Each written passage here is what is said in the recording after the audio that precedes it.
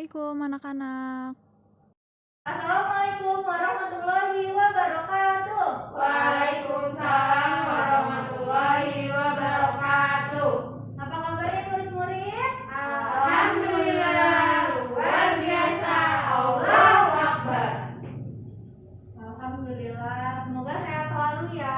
Amin. Jangan lupa juga selalu mengikuti protokol kesehatan 5M. Ada yang tahu nggak nih 5M apa? Aku tahunya memakai masker, mencuci tangan, menjaga jarak, Ya, dua lagi apa M-nya? menjauhi kerumunan, Satu lagi? mematuhi protokol,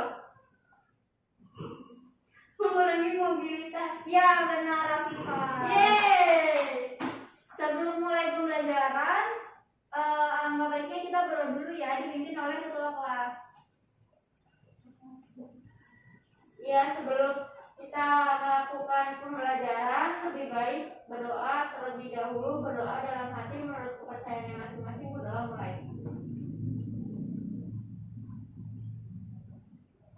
Berdoa selesai. Ibu absen dulu ya kehadirannya. Afifah Khairunisa, Hadir. Indah Rizky, Hadir. Nurul Saufa. Hadir. Hari ini kita akan belajar tema 9, yaitu menjelajah angkasa luar. Subtema 3, tokoh penjelajah angkasa luar. Tujuan pembelajarannya yaitu peserta didik mampu menelaah sistem tata surya dan karakteristik anggota tata surya dengan baik. Yang kedua, peserta didik mampu membandingkan karakteristik anggota tata surya dan mengelompokkan anggota tata surya dengan tepat.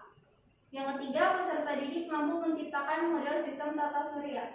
Yang keempat, peserta didik mampu menelaah isi cerita dan menghubungkannya dengan pengalaman pribadinya secara prosedural dengan tepat. Yang kelima, peserta didik mampu mendesain dan menjelaskan peristiwa yang ada dalam cerita yang kreatif dengan tepat. Yang pertama, ayo membaca. Di sini ada teks tentang Galileo Galilei mencoba untuk membuktikan.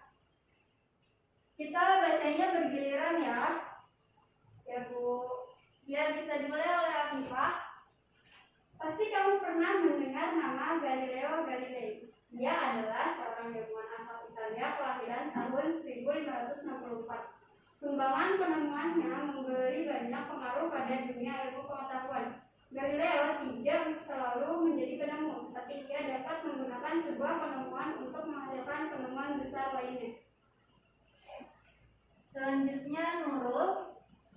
Galileo bukanlah penemu teleskop yang pertama, akan tetapi ia mengetahui tentang penemuan teleskop saat itu dari seorang pembuat kacamata dari Belanda. Ia lalu tertarik untuk mengembangkan teleskop buatannya sendiri, lalu ia memanfaatkannya untuk melakukan pengamatan dunia luar angkasa. Pada bulan Maret 1610, Galileo mempublikasikan sebuah buklet kecil yang berjudul The Sterling Messenger. Buklet ini mengungkapkan beberapa penemuan angkasa luar yang menarik. Salah satu penemuan Galileo saat itu adalah tentang bulan. Ia menemukan bahwa permukaan bulan tidak rata dan halus seperti yang digambarkan dalam puisi-puisi. Bulan ternyata dipenuhi kawah dari bumi. Selanjutnya Indah. Galileo juga menemukan planet-planet lain, termasuk Saturnus, yang memiliki lingkar seperti cincin. Ia menemukan Venus yang memiliki beberapa fase seperti bulan, lalu dibukti bahwa Venus berputar mengelilingi matahari.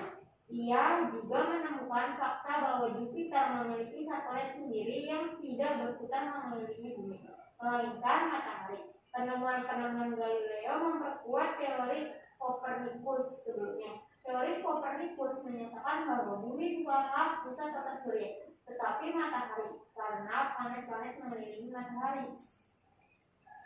Lanjut Afifah. Pada zamannya, Galileo sempat dicerca dan ditentang berbagai pihak karena temuan-temuannya. Namun demikian, pada akhirnya dia mengakui peran besarnya terhadap perkembangan ilmu pengetahuan. Berkat temuan-temuan yang tersebut, ia memperoleh sebutan Bapak Sains Modern. Hal ini merupakan bukti perannya yang membuka wawasan warga dunia terhadap ilmu pengetahuan, terutama ilmu pengetahuan angkasa luar. Nah, ada yang bisa memberikan kesimpulan dari teks bacaan tersebut? Ya, Indah. Jadi Galileo Galilei itu disebut bapak sains modern karena dia membuka wawasan dunia terhadap ilmu pengetahuan, terutama ilmu pengetahuan yang keluar. Jadi si Galileo Galilei ini dia menemukan planet-planet. Terus juga dia menyatakan dengan teorinya Copernicus, dia menyatakan bahwa pusat tata surya itu bukan bumi tetapi matahari. Jadi planet-planet mengelilingi matahari bukan bumi, seperti itu. Ya, bagus Indah. Tepuk tangan dong buat Indah.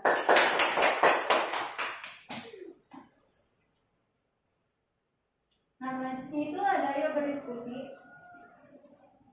Nah, untuk berdiskusinya itu bersama dengan teman, yaitu diskusikan penemuan apa saja yang telah dihasilkan oleh Galileo Galilei dan dampaknya terhadap kehidupan manusia hingga kini. Nanti dikumpulkan di meja ibu ya. Berarti satu kertas doang ya, Bu? Iya, satu kertas saja, Iva.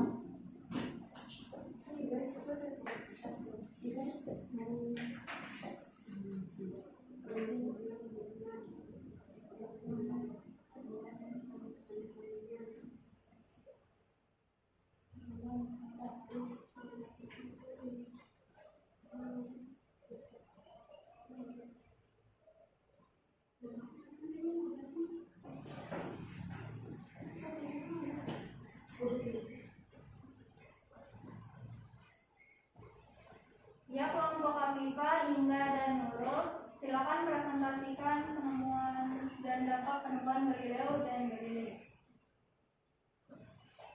Ya, penemuan dari Galileo Galilei itu yang pertama, Galileo Galilei itu menemukan melihat bulan, terus juga melihat matahari dan planet-planet lainnya.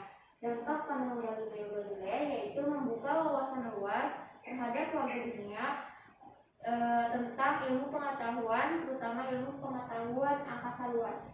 Terima kasih, Indah.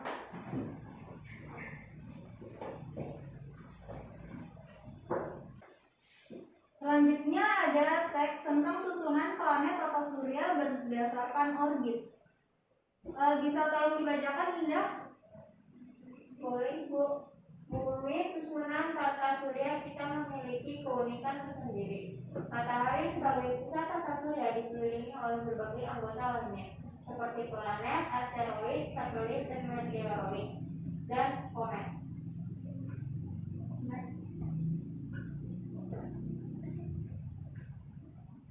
Salah satu benda langit yang menarik adalah komet.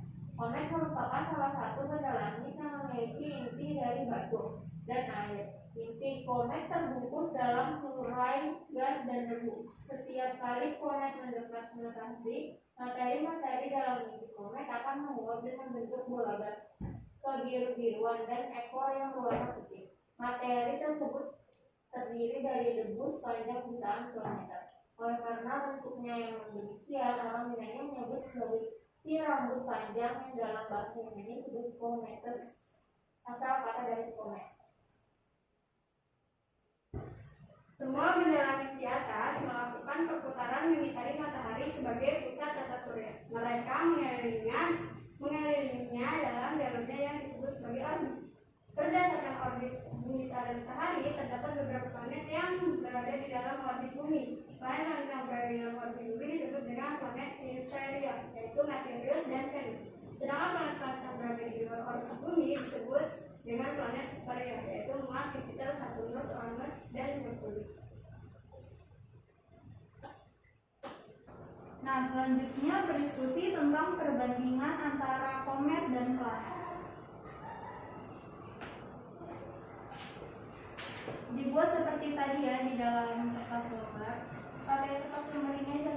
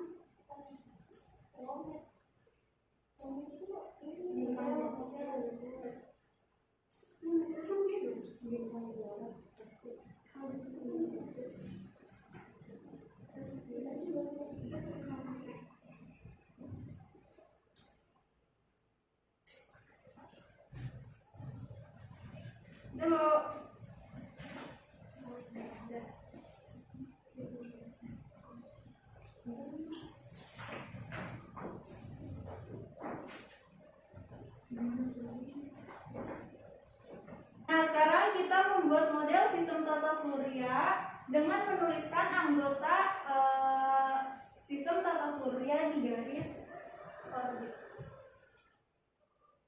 Yang lagi?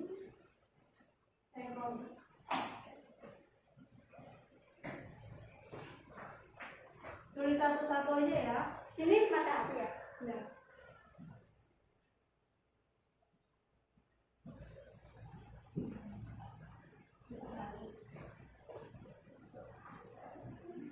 Ya.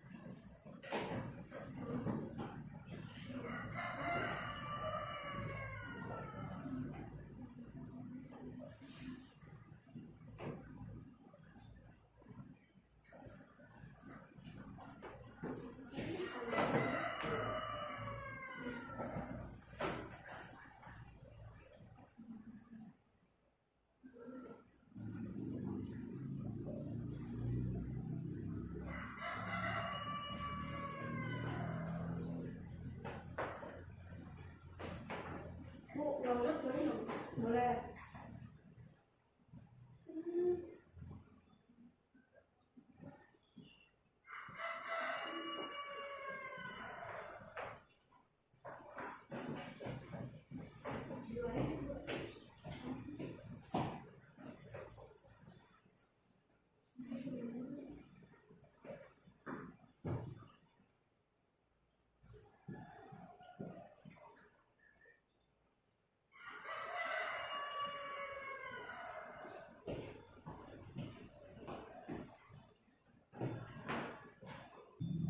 Nah, sekarang kita urutkan yaitu benar atau tidak. Yang pertama ada matahari. Benar tidak matahari sebagai pusat tata surya? Benar. Selanjutnya yang pertama ada planet Merkurius. Benar tidak? Nah. Selanjutnya ada Venus. Nah. Selanjutnya Bumi. Ya. Selanjutnya Mars. Nah. Selanjutnya Jupiter. Ya. Selanjutnya Saturnus. Ya, betul. Lalu Uranus. Ya. Setelah itu Neptunus. Ya, betul. Nah, planet-planet ini itu terbagi menjadi dua, yaitu inferior dan superior. Itu berdasarkan orbit bumi. Planet inferior itu Merkurius dan Venus, sedangkan planet superior yaitu Mars, Jupiter, Saturnus, Uranus, dan Neptunus. Kenapa begitu, Bu? Karena itu berdasarkan orbit bumi karena di dalam bumi itu ada Merkurius dan Venus, maka disebutnya planet inferior. Sedangkan Mars dan yang lainnya itu ada di luar orbit bumi. Begitu Nurul. Baik, terima kasih Bu. Ya.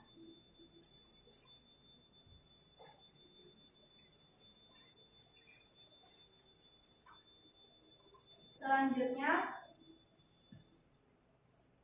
berdiskusi tentang pemahaman pengelompokan planet-planet yang tadi itu, lalu ditulis kesimpulan apa yang didapat berdasarkan kegiatan kita tadi. Ini apa?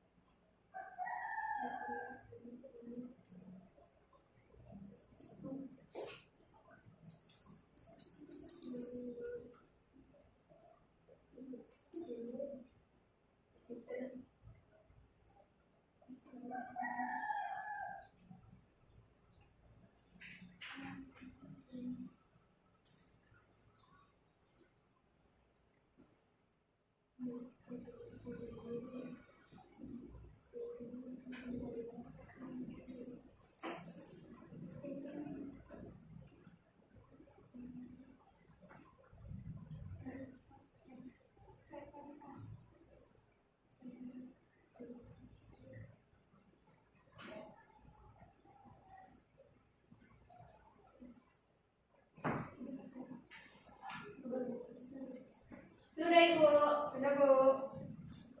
Ya, perwakilan kelompoknya bisa mempresentasikannya.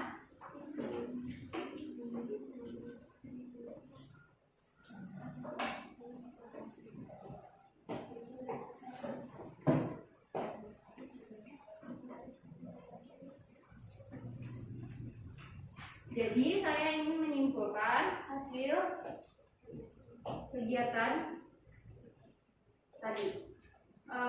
Menurut saya matahari itu sebagai tata surya, sedangkan Merkurius sama Venus itu merupakan planet inferior karena dia di dalam bumi, sedangkan Mars, Jupiter, Saturnus, Uranus, Neptunus merupakan planet superior. Sekian Ibu.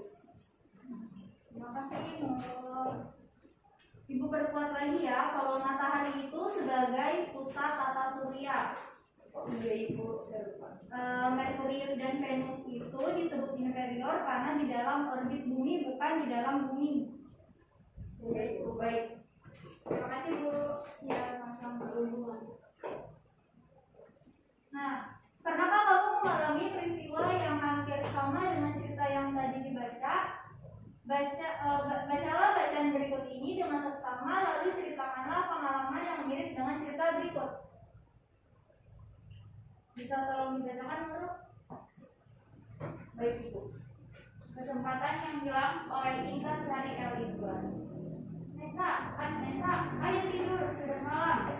Ucap Mama, mengingatkan Nesa yang masih asik membaca buku kabar. Besok kan hari Sabtu, Pak. Nesa libur. Sahut Nesa sambil terus membaca bukunya. Nes, kamu ingat kejadian hari ini kan? Kamu sendiri yang bilang kalau tadi kamu mengantuk sekali dan tidak bisa berkonsentrasi dengan baik di sekolah karena semalam kamu tidur semalaman. Kata Mama mendekati Nesa yang masih membaca bukunya tanpa tidur. Ingat kata Papa, anak seusia kamu harus tidur cukup, badanmu memerlukannya, nasihat Mama. Baiklah Ma, Nesa tidur sekarang, kata Nesa sambil menyerahkan bukunya kepada Mama untuk disimpan. Jam sudah menunjukkan pukul 12 lebih 15 menit. Mama meninggalkan kamar Nesa ketika Nesa sudah benar-benar terlelap. Keesokan paginya, Nesa, ayo bangun, kata Mama membangunkan Nesa. Aku kan baru saja tidur, kau sudah dibangunkan Mama, cepat sekali, pikir Nesa. Nesa membuka matanya dengan berat. Dengan perlahan ia melangkah mendekati ruang makan. Di sana Mama, adiknya Lili, dan Papa sudah terlihat rapi. Papa, Mama, dan Lili akan berkunjung ke rumah Om Bram. Mungkin sampai sore hari ini kamu mau ke planetarium kan? Nesa bersiap sendiri kan? Tanya mama. Nesa mengangguk. Tak lama kemudian papa, mama, dan Lili pun berangkat pergi. Nesa mengambil setangkup roti isi kesukaannya yang telah disiapkan mama. Sambil mengunyah, Nesa kembali ke kamarnya hendak mengambil baju dan untuk segera mandi. Karena rotinya belum habis, Nesa duduk di pinggir tempat tidurnya mengambil bantal untuk bersandar dan menikmati rotinya. Ah, lama sekali, mandi nanti dulu deh, masih ada waktu, pikir Nesa. Jam menunjukkan pukul 9:08. Tanpa disadarinya, Nesa terlelap. Beberapa jam kemudian, Nesa terbangun dan mendapati dirinya masih memegang roti isi yang belum habis. Nesa segera melihat jam dan alangkah terkejutnya bahwa ia telah tertidur selama 2 jam. Itu artinya ia terlambat berangkat ke planetarium. Nesa sepertinya teman-temannya pasti telah meninggalkannya. Mereka berencana bertemu di rumah Tiana yang jam 9:30 untuk berangkat sama-sama. Ia tidak berani menghubungi teman-temannya karena malu. Ia pun tidak berani berangkat sendiri ke planetarium. Nesa sangat menyesali kecerobohannya kalau saja ia mendengarkan nasihat papa mamanya untuk tidur tidak terlalu larut. Ia tidak akan sendirian di rumah seperti saat ini. Ia kehilangan kesempatan mencoba ilmu astronomi di planetarium. Ia juga kehilangan kesempatan mengunjungi Mondra. Ya, terima kasih Nurul. Menurut Afifah, apa pendapatmu tentang tokoh Nesa?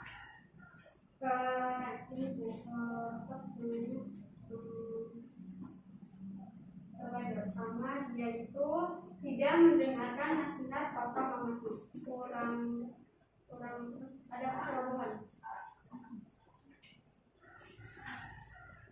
Kalau Indah, bagaimana watak tokoh dari Mama Nesa? Mama Nesa baik, suka mengingatkan. Dia suka mengingatkan anaknya. Ya. Dia sudah mencoba untuk mengingatkan anaknya aja yang batu. Maksudnya anaknya kurang perhatian sama orang-orang. Nah, sekarang menulis pengalaman pribadi yang serupa dengan pengalaman Nesa. Apa ada yang punya pengalaman seperti Nesa? Punya Bu, saya punya. Nurul Bu, Nurul ya kayak gini sama. Kita pala Bu. Tolong ya Bu. Ya, ditulis nanti akan dibacakan di depan kelas ya. Ibu beri waktu 5 menit ya. Baik Bu.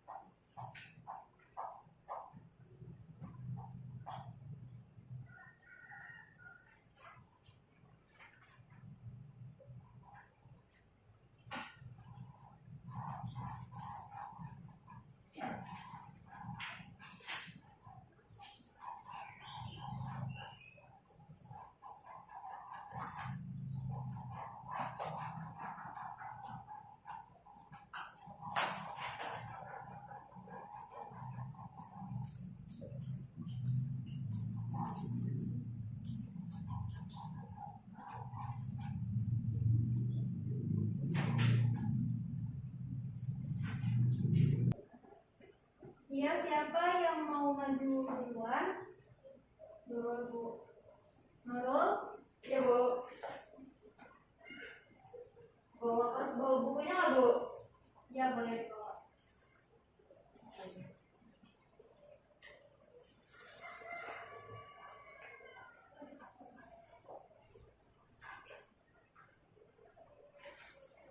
Jadi saya mau cerita saya mirip dengan cerita Nesa yang tadi saya bacakan. Jadi pada waktu itu saya sedang bermain HP, terus udah malam, ayah saya membuka pintu kamar dan melihat ternyata saya belum tidur. Terus ayahku berkata, tidur udah malam, besok sekolah. Kata aku, iya bentar lagi.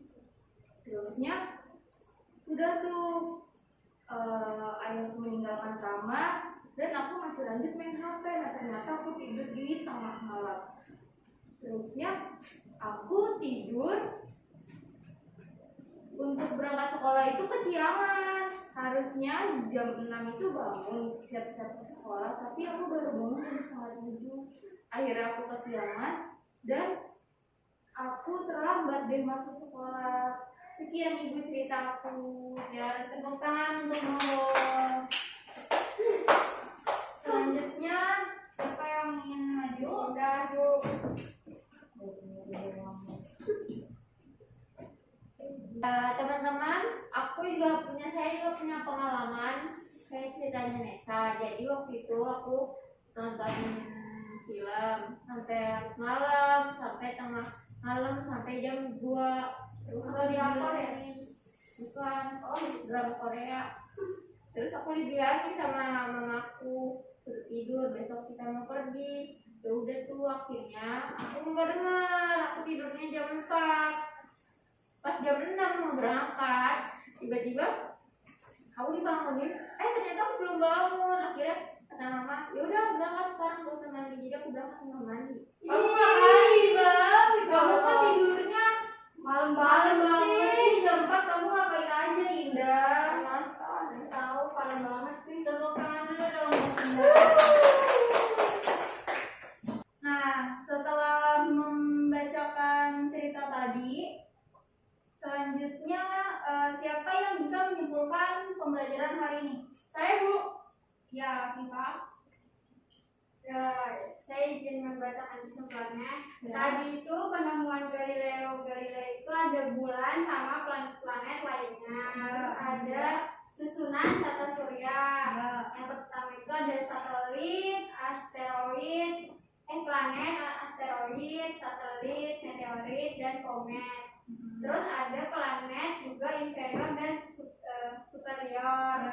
Nah, tadi yang diceritain itu ada unsur listriknya, ada tokoh watak, kalau kita latar belakang. Nah, tokohnya itu ada Nesa, Mama, Papa, dan Riri. Ya, Sama Yana.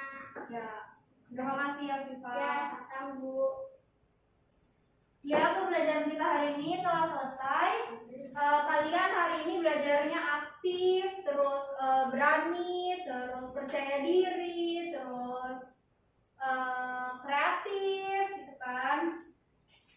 Ya, Viva boleh dipimpin untuk doa. Sebelum kita mengakhiri pembelajaran kita hari ini, angka baiknya kita berdoa. Berdoa dimulai. Berdoa selesai. Sekian pembelajaran hari ini.